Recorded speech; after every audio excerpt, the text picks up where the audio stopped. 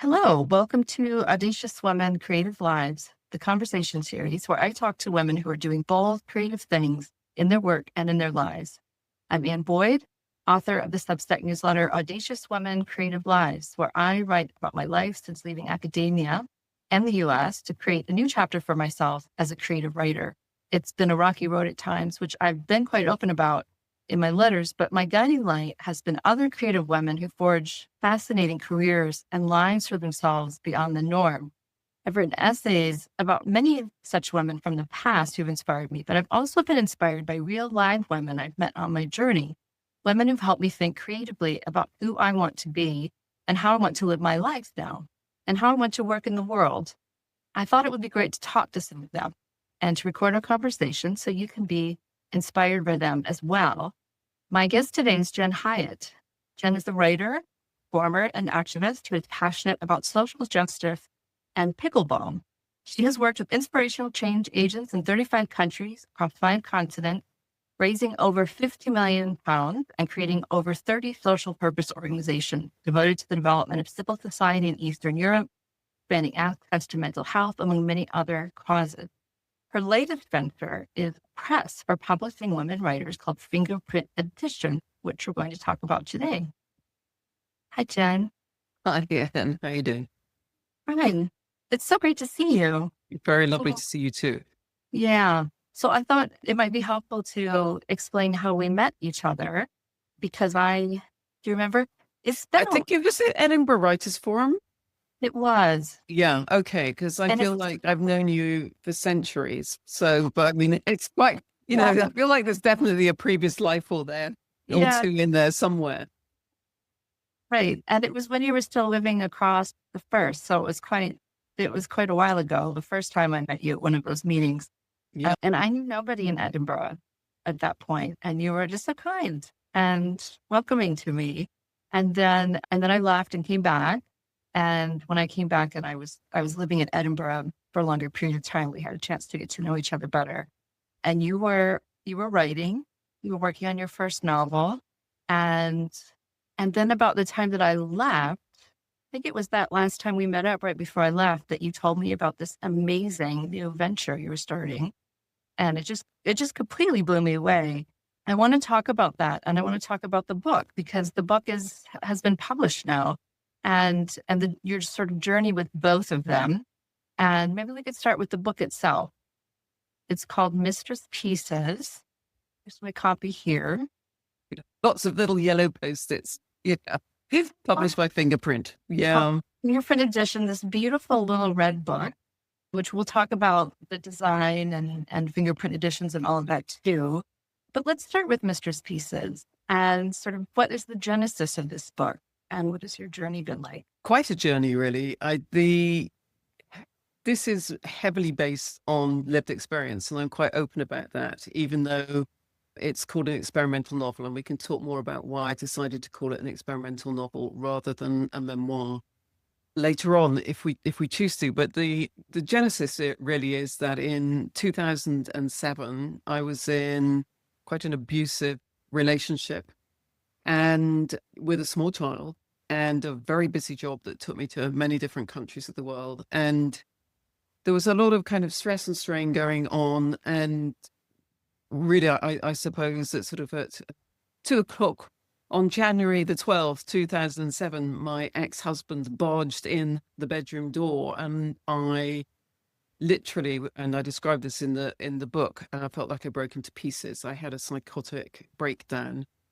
And the way I survived that from moment one was by writing. Now, to be clear, I've always written since I was tiny. Writing has been always my way of expressing and processing emotion, particularly emotion rather than cerebral thoughts, I think. And I started writing on anything I could obtain. And that included receipts, it included envelopes, it included writing paper, books I bought, any paper bags that things arrived in. But one day I ran out of anything to write on. So I started writing on my house walls. As it was a rental house at the time, that was a little risky, but I wasn't actually in a state where I was thinking too much about risk. And that by that stage, that was, I guess, a few weeks into having this psychotic episode. And my daughter was living with me. We're just two of us living together. She was 4 at the time, and she thought writing on the walls was actually rather fun. And I wrote something like 400,000 words in about 4 months. And All on the walls? not all on the wall, all on pages and pages and pages of piece of paper, just literally probably thousands of bits of paper as well as on the wall. And over the last almost 18 years now, I've been coming back at that story to try and find a way of structuring it that would hopefully convey something to others about an experience of what I'm calling love and psychosis, because it's also a love story in another way as well. And I suppose I've approached those 400,000 words in so many different ways over time. And I think, suffice to say, there are now 32,000 in the book. And some of those are new that have been introduced over the years as I've worked on it. But it's adopted a structure of having 3 movements. So the first, as I write at the beginning, I felt like my body, mind, and soul atomized. So the first movement of this book is really based around conversations between different body parts, which are largely kind of autobiographical in nature, discussing, I suppose, in many ways how I arrived at the point I did. The second movement is really more about, as the body felt it was healing or coming together, how the mind continued to race and would not stop still on the sort of journey that took the narrator on. And then the third is as the mind stilled and the body felt more healed, really more kind of a spiritual reflection on what process of madness meant and what could be drawn from it. I wanted to ask, how did you capture these 400,000 words? I mean, they were all in little bits and pieces and on the walls. How did you save them? If I look to my left right now, there are several boxes of captured words. And recently, when I did an installation for the launch of Mistress Pieces, I took lots of those, including a very raw typed manuscript of all 400,000, which I did in the early days to try and retain them all in one place, even though they're very unstructured in form. So I took these and actually made an installation by putting them on the walls and floors, etc. So yeah, I kept them. And why Mistress Pieces? I felt that this process of writing as catharsis did not feel to me like a conscious act. It was, and I feel this about much of my writing, is that words arrive, words over which I feel like I have almost no control. I feel almost like a conduit at times, I suppose.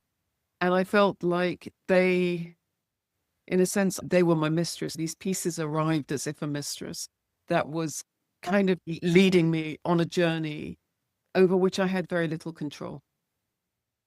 So are you likening the writing itself to a kind of affair? I suppose and there is an affair in there. In fact, there's probably more than one, but there is a primary affair. And I suppose that the lack of control in that circumstance, that the sense of being, I use the word advisedly, but almost a servant to something, it is to a love or a servant to the need to write, is where I very much felt.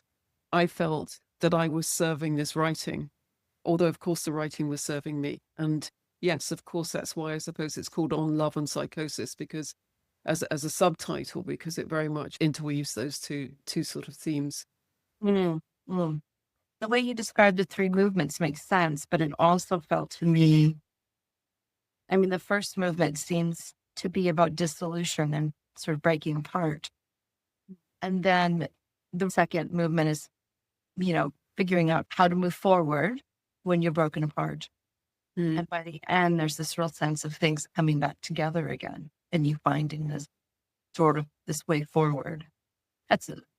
Yes, I think that's fair. I mean, there's been various titles for those 3 movements over time, but I certainly think the first represents the brokenness, the chaos of feeling broken by a situation, by life, and feeling very splintered. It's written, as you know, in a very experimental form, but one of the first conversations is between two fingers because the body is atomized, it's in different parts. And quite meaningfully, the head is lying in the corner with its eyes averted to kind of signify that whole processing was off. All that mental ability to control, to kind of keep on top of things was just not in place. And I suppose that that there is a sort of a reassembling towards the end of movement 1, but movement 2 is about a mind that is still unable to stop still, and a lot about loss, about losing. It's metaphorically used as a way of losing objects, like losing glasses, losing pens. There was a lot of loss in that period of life. I mean, representing also very profound losses in my life, personally, of people, both through death and other means. What it does also recount is a truth, and which some people find very hard to understand, but I actually transferred my madness to somebody else, or they were open and received it. And that was a phenomenal kind of experience in my life that helped me reflect, I think, without saying too much, in the third movement of this book about the role that feeling out of control, out of feeling mad, can have in our lives, of the need to let go, of the need to experience chaos in order to move forward. And that without chaos, without being able to experience that chaos and experience, I would say, it's terror and it's joy. Mm.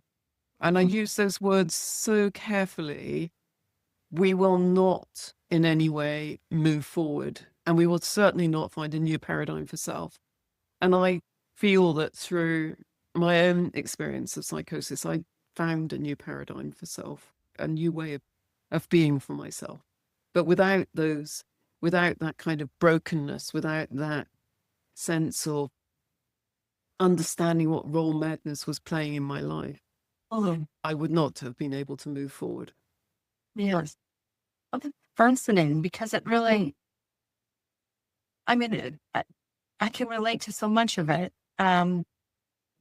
Not madness per se, but that definitely that feeling of brokenness and fragmentation and such tremendous loss that it pushes us into this void when we just feel, yes, all sense of control has just been lost. That things are just happening. It starts to feel that way. Things are just happening and moving along. I've been really thinking about that a lot lately. This sort of emptiness, this sort of liminal space, that kind of in between space. And for you, that space was madness. And that's so interesting to me because then it starts to almost take a shape. I think, for so many of us going through a big transition in life, the end of a marriage, for instance, that can take many forms. It can be violence, it can be amicable, but whatever shape it takes, there is inevitably this kind of feeling of brokenness that happens out of it. I just felt like I was just falling into a black hole, kind of, and I didn't know how to give it shape. And it seems like in a way your mind took over and gave you a shape for it and gave you these words. I'm not sure if the words were giving shape. I think they were certainly helping process. They were giving names to the chaos, or giving stories, many stories to the chaos. You used, I think, a word that is liminal. I think we underestimate the power of liminality in our lives, and that of being on a threshold. And the push when we are leaving one thing is often to seek comfort by moving to the next. And yet the space of greatest learning, I believe, is in the state of holding liminality. And that there can be many things. Loss is intrinsic. I know some famous actor said that that loss is love without a home. And I kind of think that's a bit cheesy, but I think that the state of liminality is loss of love for self, needing to be able to find a home for the love for yourself again, of being able to love. Gosh, I feel quite emotional, but being able to love even the parts of you that are very broken or have been very broken, and to find that, the lovability of self, I feel, is really important in these kinds of transitions. And that state of liminality is not easy. It can be joyful, and it can be, as I said, really terrifying. But if we don't hold it, we just leap into the next thing and then repeat the pattern. The danger in life is we keep repeating patterns and we keep causing damage to ourselves because we are not able to stand back enough to observe what those patterns are and what they're doing to us, and to have the courage to step away. Yeah. Sometimes means leaving things. And that is about loss, leaving people, leaving situations, leaving jobs, leaving things that ultimately cause us harm and not nourishment. Yeah. And it strikes me that for many of us, doing that on our own is so difficult. And it's so hard to envision what comes next. And the brain wants to know. It's not comfortable going into this sort of liminal empty space, like hanging out there for a while you figure things out, look backward, look forward, discover yourself. I mean, it's like the mind completely rebels against that. And for many of us, it seems we won't make that step into the unknown unless something drastic happens to us. And in my case, it was my body rebelling, shutting down, and sending me these very powerful signals beyond just having Meniere's disease and having this intense vertigo that would just knock me out for hours at a time, to the point where I couldn't drive, I couldn't leave the house. I mean, and I've had a couple of very intense stages of this now that have taught me you have to stop and just stay put and do the looking back and the looking forward, and just be comfortable with where you are right now. Both times too, it was a sense of that you're not going to come out of this unless you change, unless the big transformation happens, unless you learn how to be comfortable with uncertainty and be comfortable with yourself and being on your own and all of those things. And I'm wondering if there's any parallel here to what I don't pretend to understand psychosis, this kind of mental break that happened to you. And I'm wondering if you see that maybe as a similar thing, that your mind sort of pushed you into this liminal space and in a way gave you the opportunity to discover yourself beyond. There's a really great passage where you I think it might be near the end, where you talk about letting go of all of there you do use the word liminality.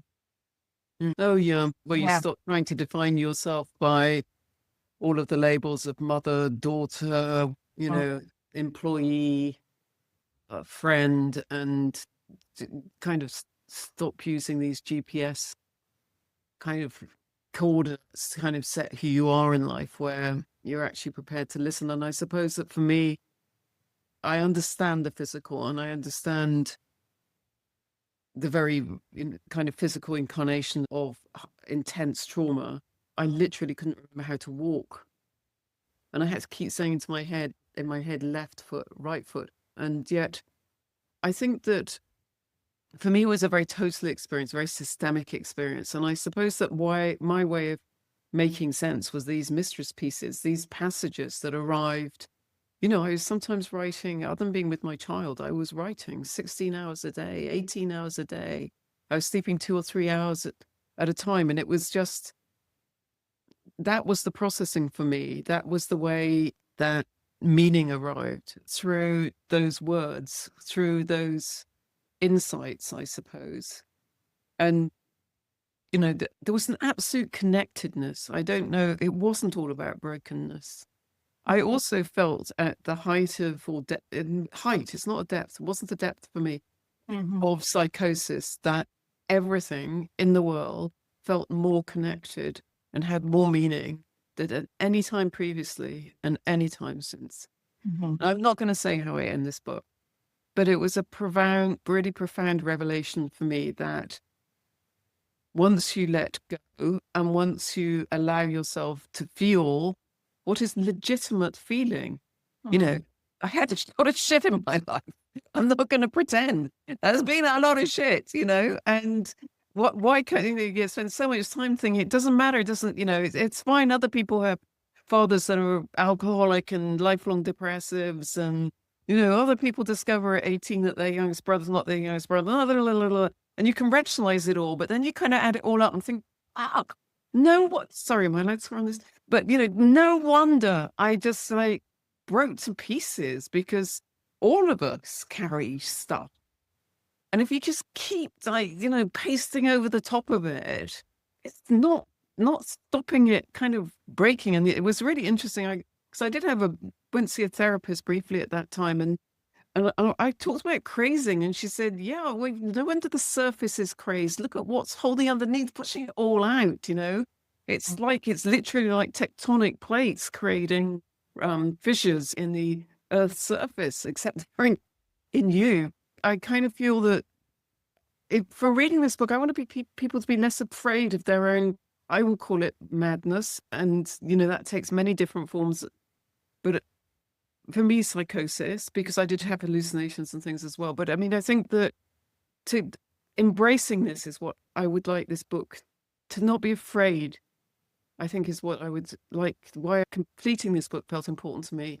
For people not to be afraid to feel out of control, to feel lost, to feel broken. Because I think if we do embrace it, we can grow. Exactly. It becomes a side transformation. And there's so many passages that I've marked, obviously, and that I thought it would be lovely to read. But maybe before we close out this first part of our conversation, maybe you could just read the beginning.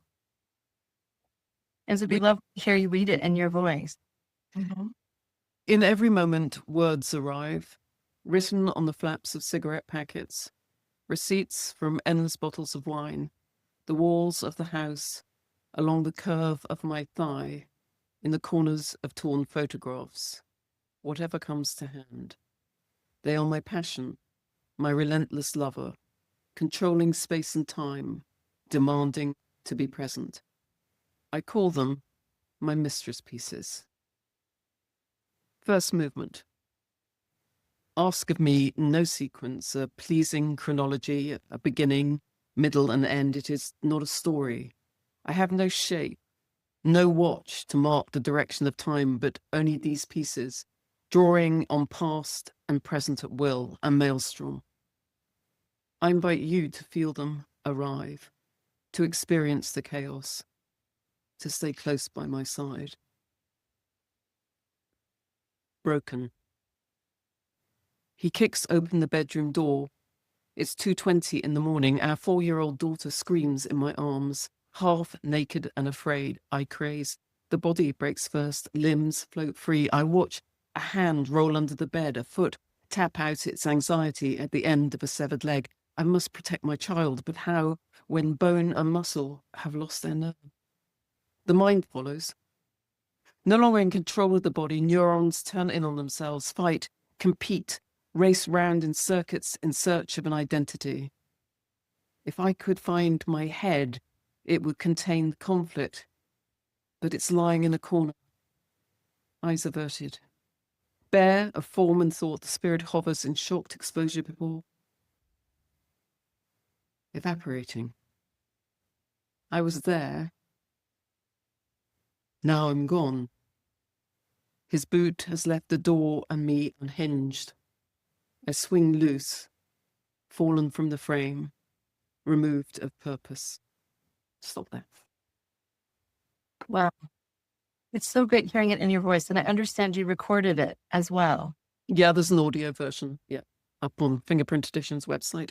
Wow. That would be so amazing to listen to. I will share links, of course, to Fingerprint Editions, to this book and to your work. And I hope that some other folks who are listening will pick it up and read it, because it is such a powerful experience. And it's not to be read quickly. It looks thin, but it's so meaty. And as you are reading, you can tell there's this sort of poetic cadence to the language. And it's a very rich book, such a rich experience. And I think anybody who reads it feels that depth of moving through this tremendous upheaval that causes you to really reassess all the roles that you're playing, all the losses that you've experienced, and find a way through it to the other side. And it's really, really magical.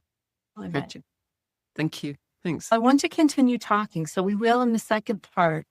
For paid subscribers to Audacious Women Creative Lives, we'll continue the conversation talking about Jen, the sort of the process of over many years of writing this book, and then when it came to publishing it, how she decided to start a press, and what her experience has been with the publishing industry, and just her experience of writing this book. I look forward to hearing on the conversation. Thank you, Jen. Thank you very much.